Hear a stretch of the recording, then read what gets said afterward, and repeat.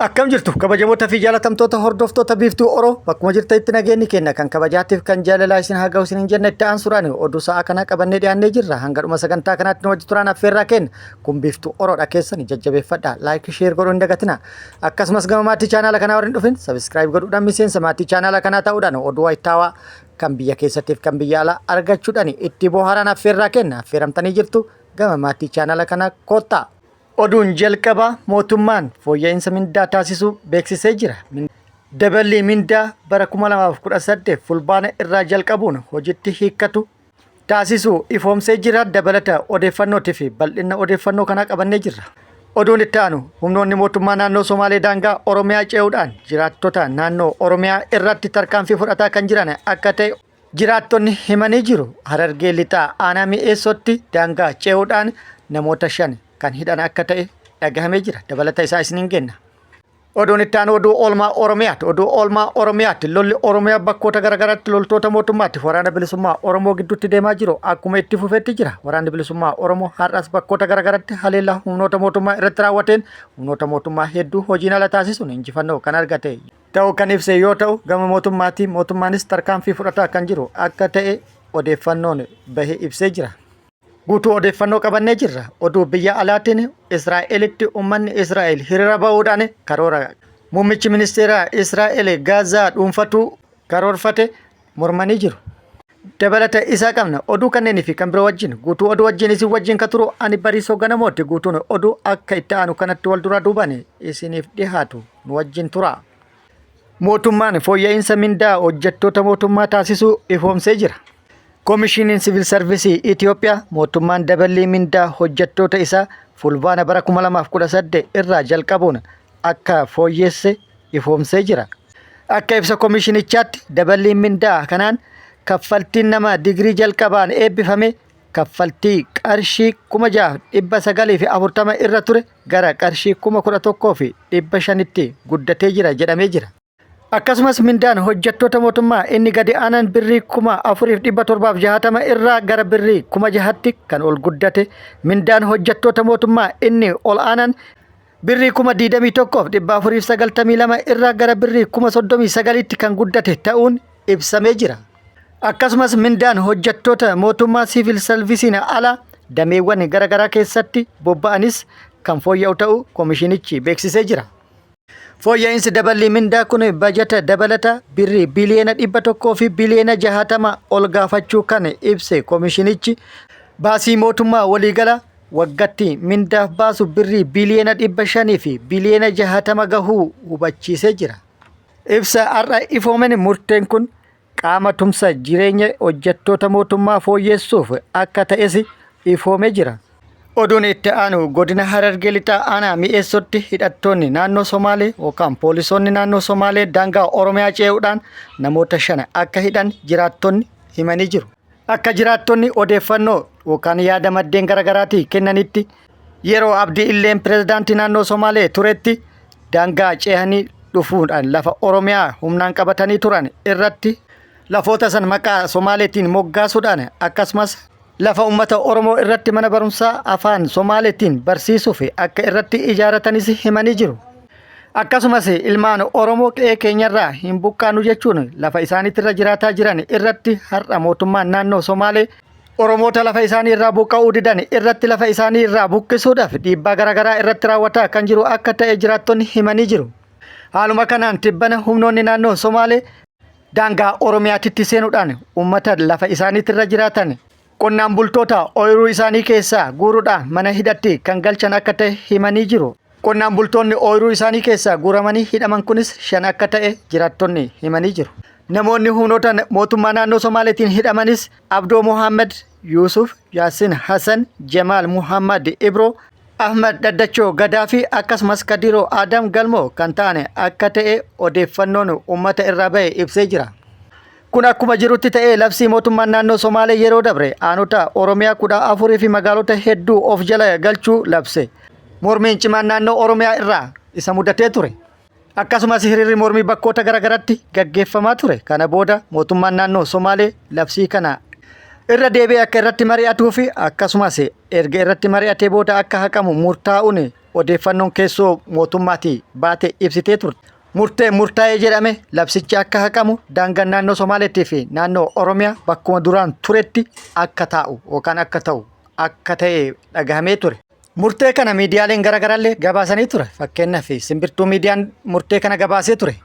Garuu murteen kun hojiitti hin hiikamne. Kana booda haalonni jiran murtichi murtee Oromoo ittiin of dagachiisan akka ta'ee fi mormirraa dhaabuuf akka tooftatitti kan ittiin fayyadaman akka ta'e wanti mul'ataa jiru. Sababni isaas tokkoffaa haleellaan hidhattoonni naannoo Somaalee daangaa ce'uudhaan raawwataa jiran itti fufee jira. Lammaffaa manguddoonni Booranaa rakkoo daangaa naannoo Somaaleetii fi Oromiyaa gidduu jiru mariidhaan furuuf pirezidaantii naannoo Oromiyaa Shimallis Abdiisaa waliin gara Finfinnee deemanii turan. Garuu mootummaan naannoo Oromiyaa Shimallis Abdiisaa dhimma kanarratti manguddoota kana waliin mari'atuuf fedhii kan hin qabne akka turee fi yeroo dheeraaf deddeebisaa yookaan guyyoota hedduuf deddeebisaa erga turee booda eega isaan abdii kutatanii gara biyyaa deebi'uuf ka'anii booda waamsisee waliin mari'atanii ture. Marii kanarratti mootummaan naannoo Oromiyaatii fi manguddoonni kun rakkoo kana waliin furuudhaaf akka hojjetan waadaa seeneefii ture. Kun akkuma jirutti ta'ee rakkoon jiru kallattii jijjiirachuudhaan seeratti hirkachuudhaan namoota irratti humnoota mootummaa naannoo Somaaleetiin lafuma Oromoo irratti tarkaanfiin irratti fudhatamuu jalqabee jira. Qabatamaan godina Harargee lixaa aanaa mi'eessootti poolisiin naannoo Somaalee namoota 5 mana hidhaatti guuree jira.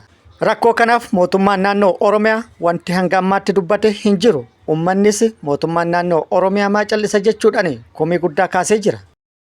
Oduu oolmaa Oromiyaatti lolli Oromiyaa bakkoota garaagaraatti loltoota mootummaatti waraana bilisummaa Oromoo gidduutti deemaa jiru akkuma itti fufeetti jira. Waraanni bilisummaa Oromoo bakkoota garaagaraatti haleellaa humnoota mootummaa irratti raawwataa jiruun humnoota mootummaa hedduu hojiin ala taasisuun injifannoo argataa kan jiru akka ta'e beeksisee jira. Haaluma kanaan waraanni bilisummaa Oromoo zoonii kibba Oromiyaa Gujii Bahaatti haleellaa humnoota mootummaa irratti raawwateen injifannoo boonsaa argadhee jedhee jira. Waraanni bilisummaa Oromoo zoonii madda albuuda godina Gujii Bahaa aanaa Sabbaa Boru bakkoota garaagaraatti haleellaa humnoota mootummaa irratti raawwateen injifannoo argadhee jedhee jira.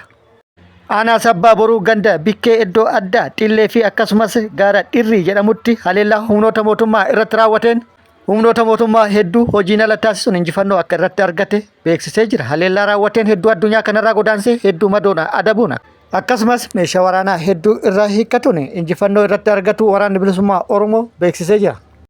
Akkasumas waraanni bilisummaa Oromoo zoonii giddugala Oromiyaa bakkoota garaagaraatti haleellaa humnoota mootummaa irratti raawwateen injifannoo argatu beeksisee jira. Zoonii giddugala kaaba Shaggar tibbana bakkoota garaagaraatti haleellaa humnoota mootummaa irratti raawwataa kan ture akka ta'ee fi aanaa warra jaarsootti immoo fufteedhaan haleellaa raawwataa jiruun injifannoo kan argate akka ta'e beeksisee jira. Har'as barraaqan aanaa warra jaarsootti haleellaa humnoota mootummaa irratti raawwateen hedduu hojiin ala taasisuun injifannoo argatu beeksisee jira.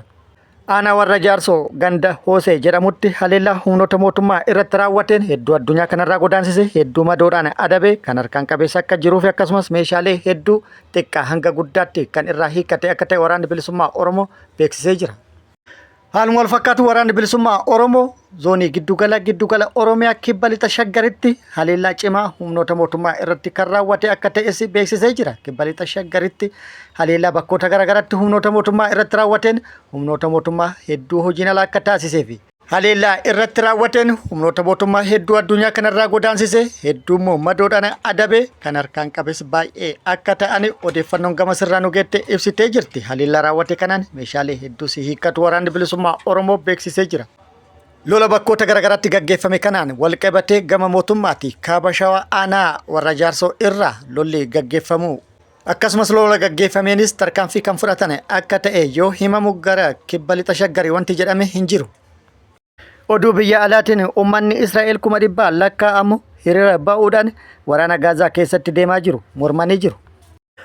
Uummanni 100,000 lakkaa'amu Israa'el bakkoota garaagaraatti hiriira ba'uun waraanni akka dhaabbatuu fi namoonni Hamaas bute akka gadi dhiifaman mariin akka gaggeeffamu gaafatanii jiru. Hiriirri guddaan kan gaggeeffame magaalaa Teel Aviv addabaabaayii Hostage Square jedhamutti yoo ta'u hiriira dilbata kaleessaa gaggeeffame kanarratti qindeessitoonni hiriirichaa karoorri Israa'el magaalaa Gaazaa dhuunfachuudhaaf qabattee itti deemaa jirtu lubbuu namoota 20 ta'an harka Hamaas jiraniif balaadha yookaan balaarra kan buusu jedhanii jiru. Hiriirri guddaan kun akka biyyaatti yeroo tokkotti kan gaggeeffame yoo ta'u Of duratti immoo hiriira guddaa adda ta'e gaggeessuu fi karoora kan qaban akka ta'e qindeessitoonni hiriira mormii ibsanii jiru. Hiriira guyyaa kaleessaa gaggeeffame kanarratti daandileen akkasumas waajjiraalee fi iddoon tokko tokkoo fi yuunivarsiitiileen cufamanii jiru. Hiriira kanarratti namoonni 40 ta'an kan hidhaman yoo ta'u ministeerri muummee Israa'el Benjaamin Netanyahuun hiriira kana balaaleffatanii jiru. Itti dabaluunis adeemsi kun Hamaas akka ejjennoo isaatti cimu taasisa. Hiriirri akkanaa inumaayyuu hojii butamtoota gadi dhiisisuu irratti hojjetamaa jirutti gufuu ta'a jedhee jira. Gara biraatiin immoo Israa'el uummata Gaazaa godaansisuun lafa isaanii qabachuuf murteessuu manni marii nageenyaa UN balaaleffatee jira. Itti dabaluunis UN akka jedhetti erga waraanni eegalee hanga ammaatti uummanni Gaazaa miliyoona 1.9 ta'an qe'ee isaanii irraa buqqa'anii jiru. Kun ammoo lakkoofsa uummatichaa keessaa 90 ta'a jedhee jira. Kabajamoota fi jaalatamtoota hordoftoota Biiftuu Oroo oduu namaaf qabadhe kana hanga ammaa kana guutuu oduu wajjin isin wajjin ka ture ani Bariisoo Ganamooti. Hanga yeroo itti aanutti deebinee wal agarrutti nageenyi Rabbi isiniif haa baay'atu. Nagatti nu turaan immoo hawwii kenna. Nagatti nu tura.